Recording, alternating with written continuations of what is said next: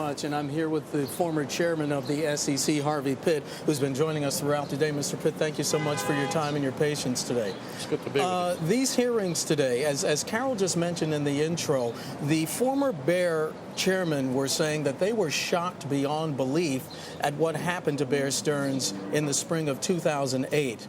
Weren't there warning signs? I think there had to be, although if they really were shocked, that's an even worse indictment of their business practices. Talk to me about the level of risk management at Bear.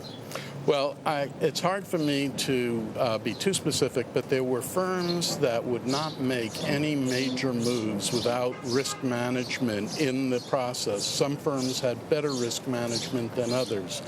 The firms that had a collapse were all firms that did not use risk management techniques and also weren't truly aware of just how leveraged they had become. Well, speaking of leverage, Mr. Kane and Mr. Schwartz were talking about, you know, maybe in the industry, is there such a thing as too much leverage? Well, there clearly can be too much leverage. And a sense of too big to fail even then? Oh, not too big to fail, but there can be too much leverage. Basically, businesses need a certain amount of leverage in most cases to progress and succeed. But when you have an excessive leverage, then you basically jeopardize the entire business model. Well, Mr. Schwartz was quick to point out, he said that what happened to Bear was not a solvency issue, that it was a liquidity issue driven by confidence. Did the rumor mill get out of hand here? Well, I think they were correct that they were hurt by the rumor mill, and I do think he's right that it was a liquidity problem. But I think the basic problem was not knowing how leveraged they were, how much exposure to risk they had assumed, and not going back and looking at their assumptions instead of just standing pat. What other assumptions do you mean? Well, I mean the assumptions about how the housing market was going to do, whether by buying protection they were effectively covering all of their exposure. They didn't know exactly what they were doing.